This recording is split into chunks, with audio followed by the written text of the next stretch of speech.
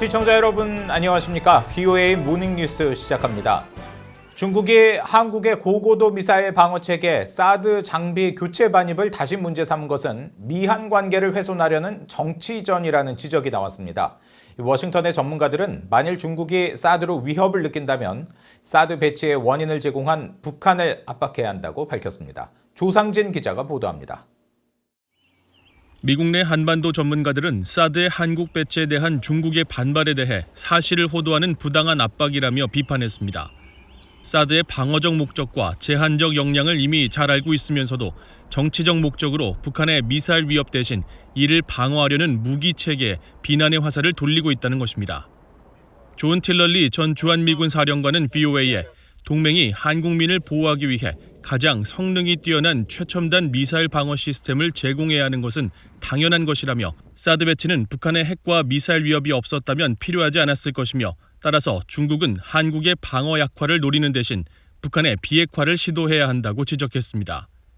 재직 시절 사드 배치에 직접 관여한 빈센트 브룩스 전 주한미군 사령관도 사드는 진화하는 북한의 위협에 대응하기 위한 조치이며 방어용 무기로 운영된다는 점을 분명히 했습니다. The alliance decide for itself, I think, yes, these things could be applied. THAAD itself is and will remain a defensive system. 군사 전문가인 브루스 백톨 엔젤로 주립대 교수는 대부분 사실로 드러난 신종 코로나 바이러스 감염증 관리 부실 책임으로 세계적 비판을 받고 있는 중국이 미국에 비해 입지가 약화됐다고 느껴 사드 문제를 트집 잡으려 했을 것이라고 진단했습니다. 그러면서 중국이 한국이나 미국을 공격할 계획이 없다면 방어 시스템에 대해 이토록 반발할 이유는 없다고 강조했습니다. Now, why would the Chinese government be so upset about a defensive system? What possible reason would there be except that they want to have the option to attack? There is no other reason. So I think this is just very poor nation-state behavior on behalf of the government of the PRC. 중국의 지속적인 사드 반대는 한국을 압박해 미한 동맹과 결속을 무너뜨리려는 정치전이라는 지적도 제기됐습니다. 브룩스 전 사령관은 지난 2017년 한중 양국이 합의한 사드 추가 배치 불가와 미국의 미사일 방어체계 불편입, 한미일 3국 군사동맹 불가 등 이른바 3부 런칙은 사실상 합의가 아닌 중국의 일방적 지시에 가깝다면서 사태 해결을 위해 한국 정부가 중국의 압박에 적극 대처해야 한다고 강조했습니다. 마이클 오웬넌 브루킹스 연구소 선임연구원 역시 우리는 북한의 심각한 위협에 직면해 있다면서 사드의 목적은 중국 미사일 감시가 아니라 중국의 동맹인 북한에서 비롯된 위협으로부터 한국민과 한국 그리고 미군을 보호하기 위한 것이라고 강조했습니다. VOA 뉴스 조상진입니다. 캐나다 정부가 유엔 안보리 대북결의 이행을 위한 자체 규정에 부동산 거래와 북한 군사활동 지원에 쓰일 수 있는 물자 제공 금지 등의 항목을 새롭게 포함했습니다. 인도 지원을 목적으로 한 금융거래는 제재 이행 적용에서 제외하는 예외 조항도 신설했습니다. 지다겸 기자가 전해드립니다. 캐나다 정부가 최근 유엔 안보리 대북결의 이행과 관련된 규정을 개정하고 군사 전용 가능성이 있는 물자 제공 금지와 선박 등록 취소, 선박 항공기 감시 강화 등을 추가했습니다. 대북 판매와 공급, 이전 금지 대상 품목에 식품과 의약품을 제외한 북한의 군사활동 지원에 쓰일 수 있는 모든 제품이 포함됐고 캐나다 관할권 내 개인과 단체, 제3국의 캐나다 국적 개인과 단체는 북한 또는 북한 국적자, 북한을 대신해서 일하는 개인과 단체 등의 부동산을 판매하거나 임대할 수 없다는 내용의 부동산 거래 금지도 새롭게 추가했습니다. 다만 부동산 거래 금지 조항은 외교 관계에 관한 빈협약에 따라 외교국은 영사활동 목적으로 사용되는 캐나다 영토 내 부동산에는 적용되지 않는다고 밝혔습니다. 개정된 규정에는 인도주의 예외 인정 등 적용 예외 조건을 적시한 조항도 추가됐습니다. 북한 내에서 행해지는 외교 혹은 영사 임무와 유엔에 의해 실행되거나 유엔과의 협력 아래 진행되는 인도주의 원조 제공 임무 지원만을 목적으로 한 활동에는 제재 이행 규정을 적용하지 않는다는 내용입니다. 특히 이런 활동이 안보리 제재 대상인 북한의 조선무역은행 또는 조선국영보험공사와의 관계를 포함하더라도 적용 예외를 인정한다고 설명해 대북 인도적 지원에는 제재 규정을 폭넓게 적용할 것임을 시사했습니다. 캐나다 정부는 또 만일 유엔 안보리의 사전 허가가 있다면 캐나다가 독자적으로 금지한 북한 또는 북한 관련 활동에도 예외사항 적용이 가능할 것이라고 밝혔습니다.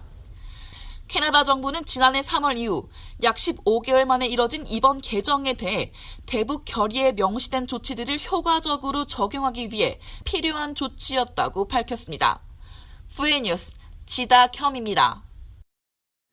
미국 국방부가 무급 휴직 중인 모든 한국인 주한미군 근로자의 임금을 연말까지 지급하겠다는 한국의 제안을 수용하겠다고 발표했습니다. 미 국방부는 2일 보도자료를 통해 이 같은 입장을 밝히고 이에 따라 주한미군은 늦어도 이달 중순까지 모든 한국인 근로자가 복귀할 수 있을 것으로 기대한다고 밝혔습니다. 이어 시효가 만료된 방위비 분담금 협정과 관련해 동맹인 한국이 가능한 한 빨리 공정한 합의에 도달하도록 강력히 독려한다면서 미국은 방위비 분담금 협상과 관련한 접근법에서 상당한 유연성을 보여줬으며 한국도 그와 같이 하도록 요청한다고 밝혔습니다. 로버트 에이브람스 주한미군 사령관도 이날 보도자료를 통해 미한 양국 국방부의 인건비 부담 합의를 전적으로 지지하며 방위비 분담금 협상 타결이 필요하다는 입장을 밝혔습니다.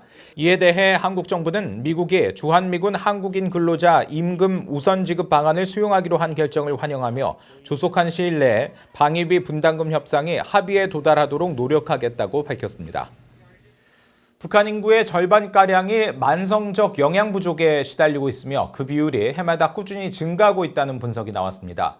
유엔 식량농업기구 FAO와 미국 존스 홉킨스대 국제영양개선연합이 3일 공동 발표한 식량 시스템 계기판 자료에 따르면 2017년 현재 북한 인구의 48%가 영양 부족 상태며 이는 전 세계 영양 부족 비율 평균치 11%의 4배고 동아시아 평균 8.4%를 훨씬 상회하는 것으로 나타났습니다.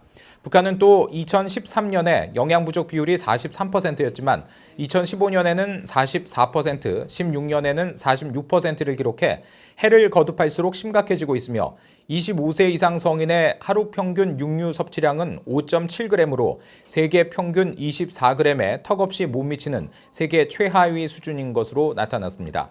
FAO는 앞서 올해 초 북한을 외부 식량 지원이 필요한 44개 나라에 포함시켰으며 신종 코로나 바이러스 감염증 사태로 올해 북한의 식량 상황이 예년보다 훨씬 악화될 것으로 전망했습니다.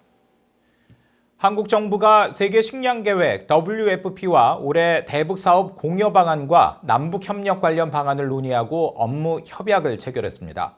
한국통일부는 3일 김현철 통일부 장관이 데이비드 비즐리 세계 식량 계획 WFP 사무총장과 화상 면담을 통해 지난해 WFP 대북 사업 공여 결과와 올해 공여 방안을 협의하고 두 기관이 향후 5년간 협력을 강화한다는 내용의 업무 협약을 체결했다고 밝혔습니다.